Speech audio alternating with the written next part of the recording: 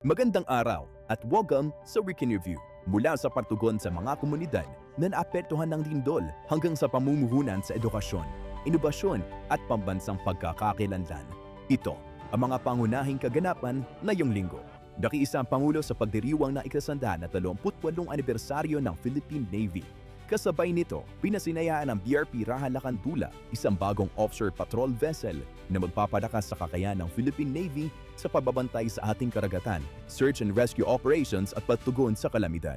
Mula rito, agad na pinangunahan ng Pangulo ang situation briefing kaugnay ng magnitude 7.8 na lindol sa Mindanao upang tiyakin mabilis na naipapadala ang kinakailangang tulong sa mga apektadong lugar. Sa Quezon City, ininspeksyon ng Pangulo ang mga bagong gusali sa San Francisco High School na itinayo matapos masunog ang bahagi ng paaralan noong nakaraang taon.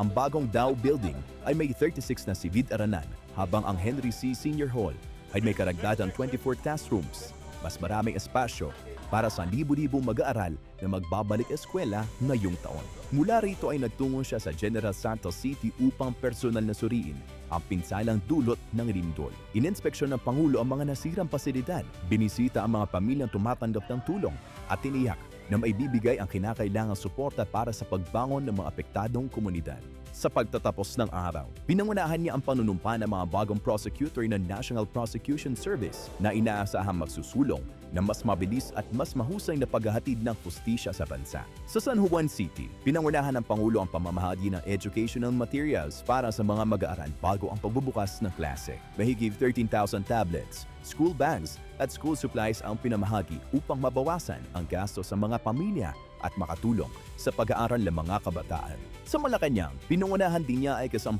pulong ng National Innovation Council kung saan tinalakay ang mga hakbang upang mapalakas ang inobasyon at responsableng paggamit ng artificial intelligence sa bansa. Tinanggap din ng Pangulo ang pilgrim image ng Our Lady of Guadalupe bilang bahagi ng Philippine Pilgrimage 2026, isang padalakbay na magdadala ng mensahe ng pananampalataya at pag-asa sa iba't ibang bahagi ng bansa. Nakibahagi ang Pangulo sa pagdiriwang ng ika-128 anibersaryo ng Kalayaan ng Pilipinas sa Rizal Park at Parada ng Kalayaan 2026. Sa kanyang mensahe, binigyan diin niya na ang kalayaan ay hindi lamang alaala ng ating nakaraan, kundi pananagutan nating ipagpatuloy ang pagbuo ng isang mas maunlad at mas matatag na bansa para sa susunod na henerasyon.